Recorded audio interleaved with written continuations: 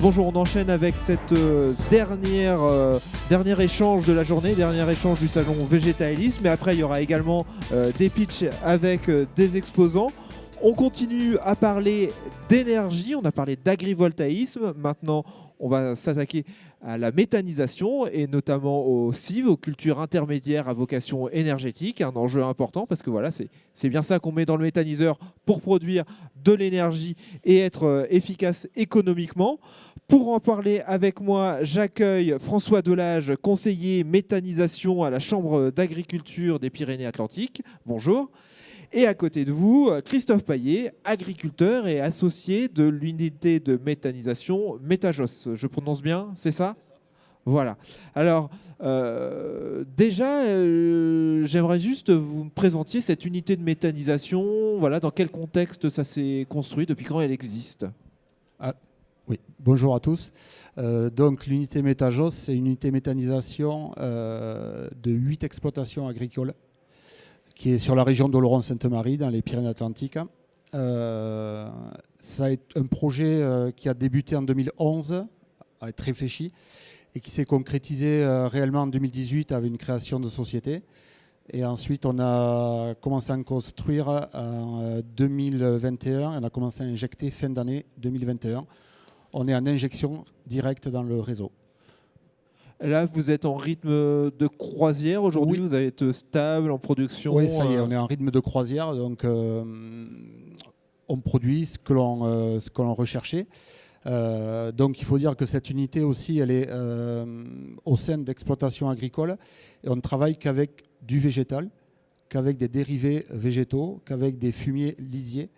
Et l'unité, c'était avant tout un désir d'apporter de la valeur ajoutée à nos exploitations. D'où le choix d'être autonome en termes de décision, d'être autonome au capital. Et on peut vraiment travailler comme on le souhaite. Parmi les associés, c'est quoi beaucoup plus des éleveurs, des céréaliers, oui. Sur les 8 exploitations, il y a 7 exploitations de polyculture élevage, en bovin-viande, en porcin, canard, et une exploitation uniquement céréalière. Donc l'idée, c'était de valoriser les fumiers et les lisiers, qui viennent à hauteur de 60% dans la ration. Et ensuite, nous faisons des cives, culture intermédiaire à vocation énergétique, cives d'hiver et cives d'été, qui alimentent environ 35% restants. Et les 5% restants, ce sont des opportunités végétales. Vous avez dit 8 associés, c'est ça ? Oui, 8 fermes. 8 fermes ? 8 fermes, 10 associés, parce qu'au sein des 8 fermes, il y a 2 GAEC. Et c'est les mêmes associés qu'au début du projet, ou est-ce que ça a évolué ? Alors, à l'initiative du projet en 2011, c'était uniquement des associés éleveurs. Mais beaucoup se sont désistés pour différentes raisons, parce que soit ils n'avaient pas de suite, soit ils sont venus voir comment se passait le projet, et finalement, ça ne les intéressait pas forcément. Donc ensuite, il a fallu élargir un petit peu la prospection. On a fondé le groupe définitif, qui est important dans une unité comme la nôtre. Et donc aujourd'hui, dès 2018, il y a eu la création quand même de la SAS et donc la finalité du groupe. C'est des fermes dans quel périmètre ? Alors c'est un rayon d'environ 10 km autour du méthaniseur. Alors, avant de détailler votre stratégie autour des cives, je me tourne vers François. Et déjà, est-ce qu'on peut définir ce que c'est que la cive ? Est-ce qu'il y a un cadre juridique ? Comment on définit juridiquement la cive ? Alors oui, il y a un cadre juridique depuis relativement peu de temps maintenant, mais il y a un cadre juridique qui permet de bien définir justement ce que c'est une cive. On savait ce que c'était qu'un couvert végétal, mais cette notion d'utiliser le couvert végétal pour une production d'énergie était juridiquement... on n'était pas à l'aise. Donc il y a eu un décret qui est paru récemment en 2022 et qui définit bien ce que c'est qu'une cive et qui permet aujourd'hui justement de bien identifier cette culture qu'on peut mettre dans les méthaniseurs, sachant qu'en France on a une réglementation déjà qu'on connaissait bien, là je fais un petit aparté, mais qui s'appelle la culture dédiée. Hein. Ça, c'était pour éviter d'avoir un système de méthanisation à l'allemande où on pouvait mettre ce qu'on appelle des cultures principales, c'est-à-dire la culture que faisait l'agriculteur dans le méthaniseur. Là, on avait déjà cette barrière qui nous disait c'est pas le modèle que l'on veut. Et ça, c'était la profession aussi qui avait pas mal travaillé là-dessus en disant c'est pas le modèle allemand qu'on veut développer nous. Nous, on veut favoriser les effluents d'élevage, favoriser des méthaniseurs agricoles. Et donc, on avait ce pourcentage de 15% de cultures dédiées qui est le plafond que l'on peut mettre dans un méthaniseur. Et après, se poser la question donc, de ces cives, de ces couverts végétaux. Et là, nous, ce qu'on avait, c'est qu'on avait aujourd'hui des obligations réglementaires de mettre pratiquement partout des couverts végétaux entre les cultures. Mais ces couverts végétaux, ils n'avaient pas de valorisation, en fait. Pas de valorisation économique. Donc, c'était un coût. Et la méthanisation, elle ouvrait la porte à pouvoir valoriser ces couverts. C'est valorisation énergétique des couverts. Et ça nécessitait d'avoir quand même une règle bien claire sur ce qu'est la cive. Sur votre unité de méthanisation, quel est le pourcentage cive, culture dédiée et des autres apports? Alors aujourd'hui, notre méthanisation, pour l'instant, on n'utilise pas de culture dédiée, sauf accident de culture. Par exemple, cette année, on a eu une forte tempête sur des maïs. Certains étaient au sol, étaient en train de pourrir, on les a sauvés en les ensilant pour le méthaniseur. Mais aujourd'hui, la culture dédiée, on se la garde sous le coude si jamais on avait un problème avec d'intrants. Aujourd'hui, notre ration, elle est composée environ à 60% d'effluents d'élevage, fumier lisier, 35% de cives, d'hiver et d'été, et on a 5% de déchets végétaux qui viennent de coopératives ou d'autres. Sur les cives, vous menez des essais sur votre exploitation en partenariat avec la Chambre d'agriculture. Alors, vous avez une présentation, je pense qu'on va pouvoir la dérouler pour comprendre un peu mieux voilà, les éléments que vous travaillez et ce que vous recherchez. Alors, François, je vous laisse la parole. Oui, donc on mène des essais. Alors, il n'y a pas que la Chambre d'agriculture, hein, il y a aussi Arvalis qui mène des essais. On a, en fait, je ne sais pas si ça passe. Hein. Ça marche pas ? Le bouton vert, si, ça marche ? Voilà. Donc ça, c'était pour vous montrer ce qu'il disait, en fait, sur les cultures dédiées et les cives. Hein, on est parti. Souci. On a un petit souci. Au niveau de la régie, on est parti là sur l'explorateur Windows. Voilà, super. Bon, c'était pour vous illustrer ce que venait de dire Christophe, qu'il y avait peu de cultures dédiées en fait dans les méthaniseurs en France aujourd'hui, puisqu'on est à des pourcentages de 3-4%, alors qu'on pourrait aller à 15%. Ce n'est pas une volonté des agriculteurs d'aller sur des cultures dédiées. Par contre, on voit que sur les cultures énergétiques, donc on a des pourcentages qui peuvent être plus forts, notamment dans les projets en injection, parce qu'il y a un intérêt d'avoir ces cultures dans les projets de méthanisation pour compléter en fait la ration d'un point de vue énergétique aussi. Voilà. Ces pourcentages-là, ils représentent quoi? Alors en fait, on a des études qui sont faites sur un grand nombre de méthaniseurs en France, où on demande donc les résultats. On est à l'échelle française là. Oui, on est à l'échelle française, et donc ça permet quand même d'avoir un bon retour de ce qui se passe sur les méthaniseurs. Et de pouvoir effectivement savoir où on en est par rapport à la réglementation et par rapport vraiment aux pratiques agricoles. Alors on voit qu'on est très très loin du modèle allemand, oui. Et que la culture dédiée, comme un peu chez vous, c'est vraiment pas du tout, on va même pas au seuil. C'est la roue de secours en fait. C'est vraiment une roue de secours. D'accord. Voilà. Par contre, on a effectivement sur les cives la question des essais. Voilà. Donc on a... C'est important quand même de bien comprendre quel est le potentiel des cives. Et les cives, ça va dépendre de la région dans laquelle on l'a fait, du type de sol, etc. Donc on mène des essais avec différentes essences dans différentes zones du département, voire de la Nouvelle-Aquitaine pour ce qui nous concerne, pour voir donc qu'est-ce qui marche le mieux, qu'est-ce qui est le plus intéressant à faire. Et donc il y a des essais qui sont faits sur Arvalis, sur une plateforme près de Pau, où on a des retours donc maintenant sur plus de 5 ans avec différentes cultures, des graminées seules, des mélanges de cultures avec des légumineuses, etc. Et on voit les tonnages. Donc on est à des tonnages entre 6 et 7 tonnes en moyenne qui peuvent être espérés. Et après, nous, on mène des essais. Donc plutôt, nous, la démarche de la Chambre, c'est plutôt de faire des essais très concrètement sur des méthaniseurs. Voilà. et donc de les faire vraiment dans les lieux où il y a le méthaniseur pour eux, quoi, dans leur localisation géographique. C'est ce qui se passe sur le méthaniseur de Métajos, et où on voit que sur 2023-2024, en fait, on arrive à avoir des essais qui sont quand même assez performants dans cette zone-là, puisqu'on est à des moyennes de 10 tonnes de matière sèche, alors qu'en moyenne, sur ce qu'on peut espérer dans les essais qui sont menés ailleurs, on est plutôt à 7 tonnes, 6-7 tonnes. Donc, dans ce secteur-là, les cives sont quand même très intéressantes, et on voit que le pouvoir méthanogène des cives, il est quand même assez important. Voilà. Alors, les essais ont mis en place par Arvalis, toujours, on est sur l'échelle nationale Non, on est quand même sur une échelle régionale. Arvalis doit avoir d'autres essais ailleurs, mais on est sur des essais qui ont une durée plus longue, qui sont avec plus je dirais, d'essence recherchée. On est dans une recherche un petit peu plus générale. Nous, ce qu'on cherche à faire à la Chambre, c'est plutôt de dire, par rapport à un méthaniseur qui se pose dans une zone géographique, qu'est-ce que lui peut espérer. Voilà. Et la perte en rendement sur le maïs, sur la culture principale, vous êtes sur les mêmes chiffres? Alors, je vais laisser peut-être Christophe parler, parce que là, ça sera encore plus concret pour chez eux, mais voilà, vas-y.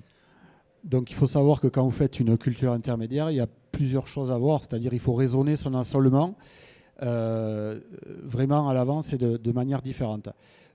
L'intérêt d'une cive et des essais, c'est de trouver à la fois une plante interculture performante avec un cycle court. Pourquoi ? Vous mettez en place derrière, par exemple, un maïs à l'automne. La cive, elle va faire son tonnage de matière sèche au moment, je dirais, de l'épiaison, de sa floraison. Plus c'est tard, plus votre culture suivante sera semée tardivement, et il y aura un impact sur son rendement. Il faut l'intégrer, parce que la cive, elle doit, tant qu'elle est implantée, il faut avoir aussi un rendement, aller chercher un rendement pour nourrir son méthaniseur. Donc il faut intégrer que dans une culture intermédiaire, votre culture principale sera impactée au niveau rendement. Donc l'intérêt, c'est à la fois d'être performant sur la cive, de la récolter le plus précocement possible. C'est pour ça qu'on met différentes essences pour voir d'une part la productivité, la précocité, la date de récolte à laquelle elle obtient son meilleur rendement, et derrière ce qu'on peut implanter et qui ne sera pas trop pénalisé. Mais forcément, dès que vous intégrez une cive, ça révolutionne quand même l'assolement classique d'une exploitation. Je vous laisse poursuivre avec la diapo suivante. Peut-être qu'on va pouvoir illustrer ce qui a été testé. Voilà, d'accord. Ça a été fait chez vous ? Oui, tout à fait. C'est les essais qui ont été faits cette année à Géronce, là, et où là on voit bien qu'on a testé différentes espèces. Différents mélanges, voilà. Et on a les dates de récolte qui sont à peu près les mêmes. Donc on voit que là on récolte vers le 23 avril, donc on essaye d'aller au maximum, d'aller chercher le meilleur rendement, mais sans justement aller quand même trop loin. Et là on voit que le 23 avril, c'est quand même une date qui nous convient assez bien, et où on a là eu des rendements de l'ordre de 10, voire même 12 tonnes de matière sèche, qui sont largement au-dessus des moyennes, et donc qui sont suffisants pour aller se dire, bon, c'est peut-être pas la peine d'aller plus loin, ça suffit, on peut récolter, et donc implanter la culture principale derrière. Voilà. Et on voit que le pouvoir, parce que derrière il y a le tonnage, mais il y a aussi le pouvoir méthanogène, puisque derrière on cherche à faire de l'énergie.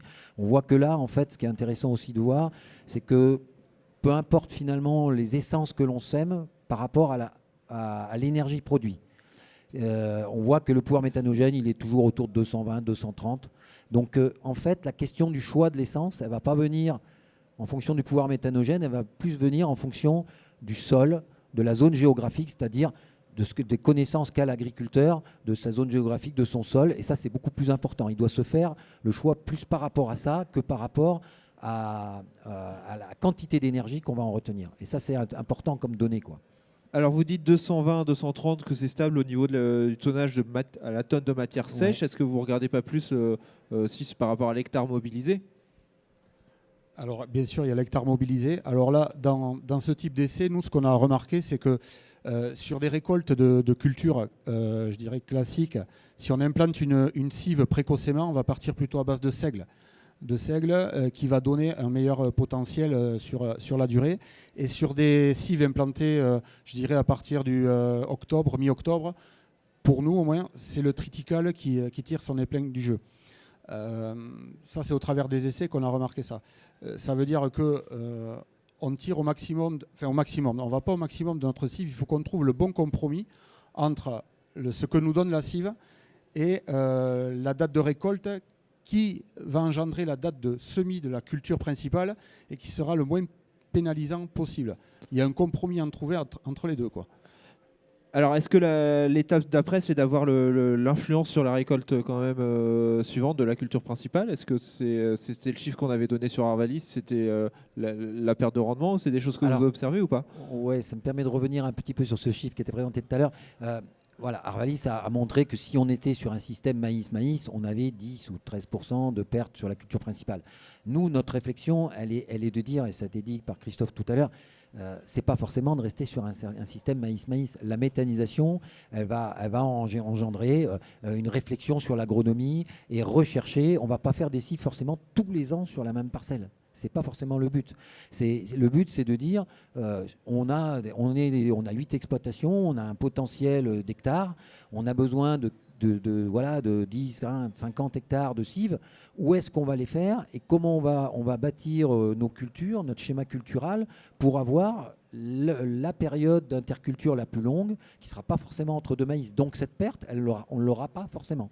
Ou si on l'a, on sait qu'elle sera de 10%, mais on peut aussi l'éviter si on réfléchit au niveau d'exploitation, à l'agronomie, à ces rotations. Donc ça pose la question des rotations. Vous avez fait évoluer vos rotations par rapport à ces cives? Oui, tout à fait. On a par exemple implanté un peu plus de soja, le soja qui va se récolter plus tôt qu'un maïs, qui est un bon précédent pour la culture suivante par rapport à sa captation d'azote du sol, qui est un bon précédent par rapport au travail du sol, puisqu'il y a moins de débris végétaux. Vous pouvez implanter votre cive avec moins de passage d'outils que derrière un maïs qui va laisser ses jambes, beaucoup de tonnes de matière sèche en termes de jambes, de maïs et de pieds. Donc on a intégré le soja qui est une culture intéressante. Et ensuite, il y a une autre chose à voir aussi à la récolte de la cive, c'est la charge de travail qui est entre l'ensilage de la cive, l'épandage de digesta qui vient une fois ensilé, le labour, le travail du sol et le semis de votre maïs ou de votre soja derrière. Tout ça, on se faisait avant, c'était étalé sur 15 jours, voire un mois. Aujourd'hui, la période de travail elle est très très courte, elle est intense, puisqu'on a intégré cette cive au milieu. Et il y a également, parce que si on laisse pousser un seigle jusqu'au 15 mai, on va aller chercher son maximum de potentiel en termes de rendement. Sauf que derrière, vous allez vous pénaliser en temps et en rendement pour la culture suivante.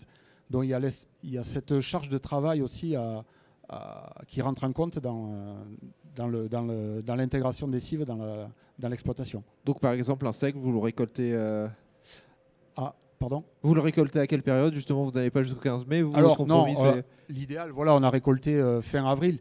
Après, si des fois, c'est arrivé qu'on veuille récolter début mai, sauf que le 5 mai, ils vont vous annoncer une période de pluie. Donc on va devancer ça, tant pis, on va perdre un petit peu de rendement en cive, mais on va s'assurer la mise en place de la culture suivante. Il n'y a pas de règle établie. Alors l'idéal, c'est de récolter le maximum de ce que peut donner la cive, mais généralement, c'est entre fin avril pour les semis de septembre et mi-mai pour les semis de cive 15 octobre. Est-ce qu'il y a des cives testées que vous n'allez pas reconduire, voilà, où vous avez dit, voilà, il y a des côtés positifs et les mauvais élèves? Est-ce que Oui. de l'expérience, qu'est-ce que vous avez évité? Dans ce qu'on voit, alors là, c'est vrai que les tonnages à l'hectare font rêver, mais ce sont des essais. La réalité du terrain, souvent, il faut minorer un petit peu tout ça. Il faut relativiser les chiffres de tonnage hectare, d'accord. Oui, voilà, non. Ouais. C'est vrai que nous, quand on arrive à 10 tonnes hectare, c'est vraiment énorme, mais on va être plutôt sur ce qu'a donné avant François, c'est autour de 6 tonnes de matière sèche hectare en moyenne. Et ensuite, on essaye de voir l'avancée de notre cive, voir le potentiel qu'elle a pu amener.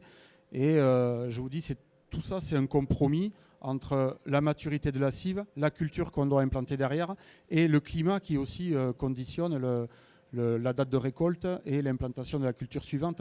On ne peut pas occulter la suite, quoi. On est obligé de travailler sur 2-3 choses en même temps et de penser déjà ce qu'on va mettre à l'automne et où on va mettre notre cive par rapport à la culture principale qu'on a implantée et par rapport à la culture principale qu'on va implanter l'année d'après.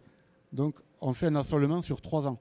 Et par rapport, comme disait François, à la rotation, parce qu'on essaye de revenir tous les 3 ans en cive sur la même parcelle. Il faut aussi une petite rotation. Ces essais ils vont être conduits sur plusieurs années, parce qu'il peut y avoir un contexte météo aussi particulier. Oui, alors oui, ils seront conduits dans la mesure où on a de la demande aussi, hein. C'est-à-dire que bon là l'idée c'était vraiment on est dans une situation de Piémont, donc on n'est pas dans la situation où il y a les essais d'Arvalis. Ça nous intéressait vraiment de voir les différences, et on les voit un petit peu. Et puis c'est aussi d'accompagner les agriculteurs qui ont des projets de méthanisation quand ils se lancent. Voilà, ils faisaient pas forcément des cives, donc c'est les aider aussi à trouver les meilleures essences, les meilleures espèces. Voilà, toutes ces questions de date de récolte. Voilà. Nous, ce qu'on sait, c'est qu'il y a un tonnage minimum qu'il faut faire pour mettre des cives dans un méthaniseur. Et ça, on le rentre dans les études. Après, il faut s'assurer que quand le méthaniseur va être en fonctionnement ou juste avant, qu'on est en capacité d'arriver à faire ces cives dans les conditions qui sont nécessaires pour faire fonctionner. Moins de 6 tonnes de matière sèche, ça ne marche pas. Il faut pas. Donc il faut qu'on s'assure effectivement que ce qui a été mis dans le papier là, localement, ça va se faire. Et derrière, il y a aussi à apprendre à les faire, etc. Donc c'est des essais qu'on essaye de reconduire dès qu'il y a un méthaniseur en fait qui se met en place. Voilà. Il y a des semenciers qui commencent à s'intéresser dans leur communication, à des variétés, des espèces avec un pouvoir méthanogène plus important dans leur sélection. Est-ce que c'est quelque chose que vous regardez ? Oui, bien sûr, les semenciers sont intéressés par les cives et proposent des mélanges déjà préétablis pour semer. Après, oui, bien sûr, ils suivent aussi les essais qui sont faits donc par la Chambre. Et, ils proposent aussi ils vont commencer à proposer leurs propres essais. Et ensuite, il faut se dire, on essaye plusieurs essences, mais dans notre méthaniseur, on fait une ration. Donc, nous, l'intérêt, c'est que la ration, elle soit à la fois équilibrée, méthanogène. Et quand on a trouvé à peu près cette ration à la fois équilibrée et méthanogène, on va travailler avec les mêmes essences. On ne va pas s'amuser à mettre changer la ration, puisqu'on a un service biologique avec qui on travaille, qui nous donne la quantité journalière de cives à intégrer dans notre ration, parce qu'il y a des fumiers, il y a des lisiers, comme je vous disais, il y a d'autres intrants. Et dès lors qu'on a trouvé la bonne ration, et qu'on a à la fois, nous je vous dis aujourd'hui, c'est plutôt le seigle et le triticale associés avec une légumineuse qui nous convient, mais on travaille avec ça. Alors après, ça n'empêche pas de regarder un petit peu du coin de l'œil ce qui se fait à côté, mais il ne faut pas qu'on s'amuse trop à mélanger beaucoup de choses, parce que c'est de la vie bactérienne, c'est de la vie biologique dans le méthaniseur. Et voilà, dès qu'on a la bonne ration, que ça digère bien, que ça marche bien, on reste quand même là-dessus. Il y a quand même quelque chose qui est dans le tableau que vous souhaiteriez tester, qui n'est pas dans le tableau et que vous souhaiteriez tester ou pas ? Non, aujourd'hui, enfin, une cive encore plus précoce et encore plus productive, bien sûr. Je vous disais, c'est le message aux semenciers, plus précoce, plus productive. Oui, mais ça serait le Graal. Non, mais aujourd'hui, dès lors qu'on a des cives, parce qu'on a des terrains quand même ici dans le Piémont très hétérogènes. Donc ensuite, on a un mélange qui va marcher sur une nature de sol, et à 200 mètres à côté, il ne marchera pas avec une autre nature de sol. Donc c'est connaître notre sol, c'est important, et savoir qu'est-ce qui marche et où ça marche.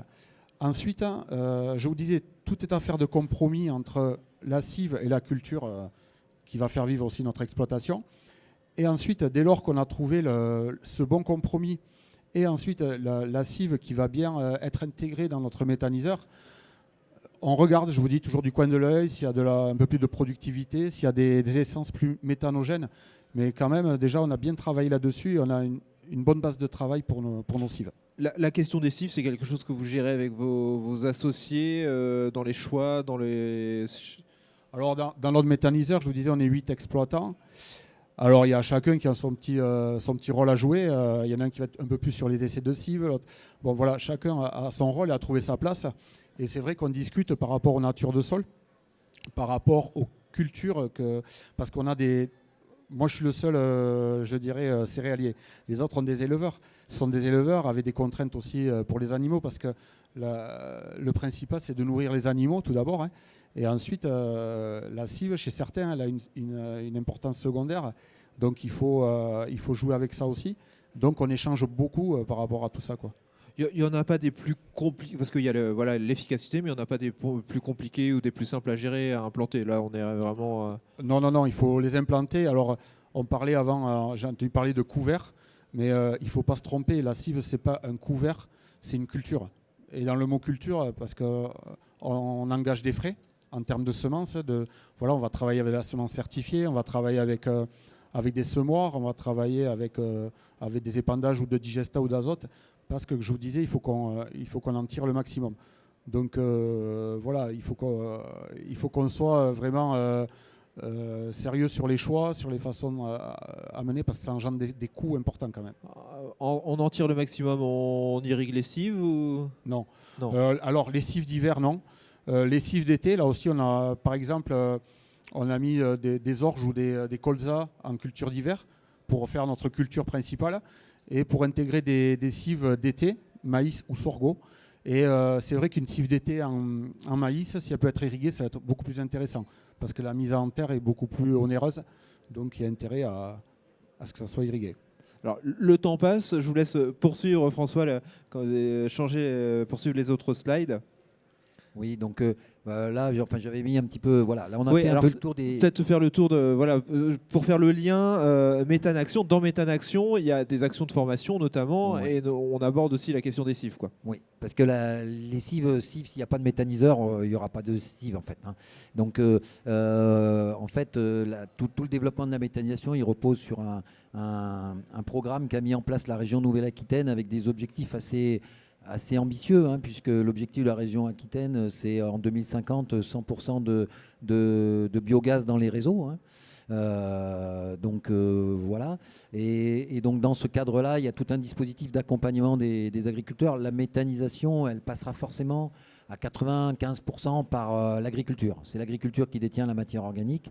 Et donc elle a mis tout un dispositif d'accompagnement, notamment donc avec des chargés de mission émergence de projet, dont je fais partie, voilà, on a pour objectif, mission d'essayer de sensibiliser les agriculteurs aux intérêts de la méthanisation qui ne sont pas que énergétiques. Hein. Ça a été dit sur toute l'agronomie, etc.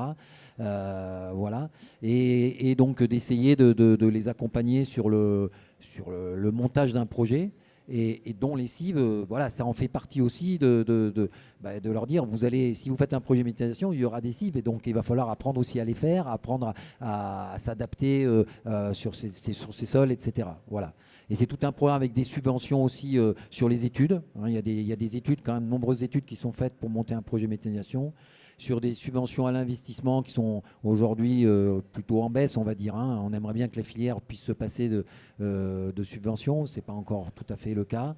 Voilà. Et c'est tout ce dispositif qui est quand même assez original en Nouvelle-Aquitaine qui permet de faire émerger quand même quelques projets. Parce que c'est quand même des projets assez compliqués, il faut le dire, quoi. Christophe, vous aviez suivi cette formation sur Méthane Action et notamment sur la question des cives. Tout à fait, on avait suivi, on a été accompagné par Méthane Action notamment, parce que bon, quand vous faites un méthaniseur, c'est assez nouveau, on n'est pas. C'est un nouveau métier. C'est un nouveau métier. Donc, à travers les réunions faites par les formations faites par Méthane Action, les visites très importantes aussi, les visites qu'on a fait de méthaniseurs pour savoir un petit peu comment ça se passait. Il y a des échanges. Aujourd'hui, c'est à notre tour de faire visiter des porteurs de projets. Et c'est vrai que c'est très enrichissant parce on part de zéro. On ne connaît rien. Donc, c'est vrai que Méthane Action a eu son rôle et un rôle très, très bénéfique pour nous, quoi. Alors, à ces porteurs de projets qui viennent visiter votre unité de méthanisation avec qui vous évoquez les cives, est-ce que vous leur dites, avec le recul, voilà, est-ce qu'il y a des erreurs à éviter ? Est-ce qu'il y a des choses que vous regrettez ou vous dites non, évite ça, voilà, sur les cives, des petits conseils ? Alors, regretter, non. Ce que ne prennent pas en compte les porteurs de projets, et que nous, c'est vrai, il y a un investissement de départ à faire. Alors, on parle de l'investissement pécunier de construction, sauf que quand votre méthaniseur démarre, il faut à manger. Et nous, on a fait des cives 2 ans avant le fonctionnement. 2 ans avant. 2 ans avant pour faire notre stock. Et donc, ça, c'est de la mise en culture où derrière, il n'y a pas de retour.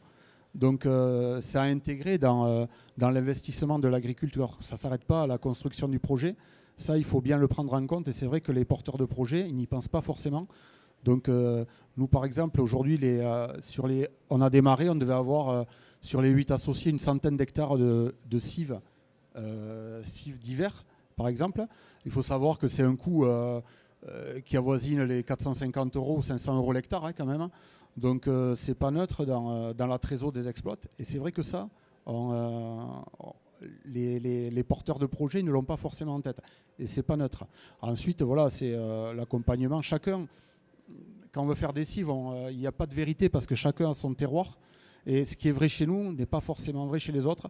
Et après, ce qu'on dit, c'est conduisez-le comme une culture et pas comme un couvert. Ça, il faut vraiment faire passer le message. Alors vous évoquez le chiffre de 450 € hectare pour les cives. Faut assumer, il faut investir. Il faut savoir investir dans une cive. Voilà. Il faut savoir investir dans une cive. Et c'est ces 2 ans où il faut remplir le grenier ou le frigo, comme on dit, parce que le méthaniseur, quand il se met en route, il faut lui donner à manger. Et ensuite, avant d'avoir les retours de vente de gaz, c'est des fois assez chaud pour les trésors des exploitations, quoi. D'accord. Merci. Alors je regarde quand même s'il y a une question dans la salle. Une question dans la salle. Je viens, j'arrive. Ah, il y a un micro qui arrive derrière. La dame avec le manteau marron. Voilà, merci. Bonjour, excusez-moi. Voilà, si vous pouvez vous présenter. Excusez-moi, on n'était pas là tout à fait au début. Bon, je ne sais pas où est votre méthaniseur. Ma première question, vous dites que vous êtes 8 associés, enfin 8 exploitants agricoles. Est-ce que vous êtes autosuffisant pour l'alimentation de votre méthaniseur ou est-ce que vous faites appel à d'autres exploitants extérieurs à votre projet? Alors, nous, on est à côté d'Oloron-Sainte-Marie, dans les Pyrénées-Atlantiques. Alors, on a très peu on est quasiment autosuffisant en termes de cives. On a quelques apporteurs extérieurs, mais je veux dire, ça ne représente même pas 1% de nos cives. Parce qu'il faut savoir que quand vous dites que vous faites des cultures intermédiaires, on a trouvé des gens motivés pour les faire. Parce que derrière, il y a un retour dans notre fonctionnement. La société achète les cives, donc tout est pesé. C'est rendu à la tonne de matière sèche par hectare. Et notre société méthanisation nous achète à nos fournisseurs, à nos exploitations, la cive. Et derrière, il y a un retour de digesta. Donc le digesta qui remplace l'engrais chimique. Donc on avait des apporteurs extérieurs motivés, sauf qu'ils avaient leur fonctionnalité classique je vais dire un itinéraire classique, labourer leur terre au mois de mars, préparer au mois d'avril, semer leur maïs fin avril. Sauf que quand vous avez une cive, vous ne pouvez pas faire ça. Sinon, si vous la récoltez en mars, vous allez avoir 1,5 tonne de matière sèche et vous allez perdre de l'argent. Donc quand on a dit que la cive, il fallait la laisser jusqu'à fin avril, début mai, ça ne le faisait plus. Et donc on est aujourd'hui, je vous disais, à 95% entre les fumiers, les lisiers, les cives, autosuffisants. Et ensuite, vous avez des apporteurs extérieurs via les coopératives, des déchets végétaux ou autres qui viennent compléter un petit peu ça. Nous, on a l'usine Lint de chocolat à Oloron-Sainte-Marie qui payait pour évacuer ces déchets, poudre de chocolat, de cacao. Aujourd'hui, on intègre ce chocolat dans notre ration, mais à petite dose. Autre question, pardon. Vous avez parlé de rotation à 3 ans des cives. Pourquoi ? C'est-à-dire que quand vous sollicitez un sol en culture principale, culture intermédiaire, culture principale, à un moment donné, votre sol, il a besoin un petit peu de respirer, même si la cive, on l'a vu, ramène pas mal de matière organique à l'hectare, même si l'apport de digesta est très bénéfique, mais agronomiquement, il est intéressant quand même de ne pas revenir tous les ans et de ne pas fatiguer les sols. Donc il faut qu'on trouve le bon compromis entre les besoins que l'on a, la rotation des sols, pour éviter d'épuiser trop et de tirer trop sur nos sols. Okay. Bon, merci. Alors, juste mot de la fin, la cive, fin avril, c'est ça Oui, au mieux, c'est l'idéal. Ça serait C'est-à-dire que vous acceptez derrière de perdre un peu toujours Oui, bien sûr. Alors, nous on est dans la boucle. Donc, comme je disais, on est principalement, les apporteurs de cives sont dans le projet méthanisation. Donc, on l'intègre dans la boucle et on accepte derrière, parce que vous allez semer un maïs plus précoce, qui aura moins de potentiel. Dans le pire des cas, comme cette année, on est arrivé sur une période où en avril, vous pouviez semer vos maïs. Il y avait une belle période, sauf qu'on avait nos cives. Et au mois de mai, quand il fallait semer, c'était temps pourri. Donc voilà, il faut accepter de perdre. On ne peut pas jouer sur tous les tableaux, mais il faut trouver le bon compromis pour à la fois avoir un maximum de rendement sur notre cive et ne pas trop pénaliser la culture suivante. François, pour conclure, la suite de ces essais, c'est voilà, quel avenir pour ces essais, quelle suite? Les essais, je pense on va les poursuivre parce que c'est un intérêt pour tous les nouveaux porteurs de projets. On est dans des zones géographiques complètement différentes. Moi, je travaille sur 3 départements, hein. Donc, entre le climat et les sols du Piémont, où il y a le projet de Christophe, et puis des projets qui sont dans les Landes ou en Gironde, ou même dans le nord du département, on a des situations géographiques et pédologiques très différentes. Donc, à chaque fois, il faut s'adapter. Voilà, il faut adapter les cives et aider les agriculteurs justement à trouver le bon compromis chez eux, quoi. Merci à tous les deux d'avoir répondu à mes questions, à nos questions, les questions de la salle également. Voilà, on arrive à la fin de ces conférences. Il y aura encore des pitchs d'exposants, 2 pitchs d'exposants en fin d'après-midi. Merci à tous. J'en profite aussi pour remercier l'équipe technique parce que c'est bien de parler, mais si on ne nous entend pas, ça ne sert à rien. Donc merci à la technique, ils sont là-bas derrière. Merci beaucoup. Merci à tous et puis à bientôt. Au revoir. Merci. Merci.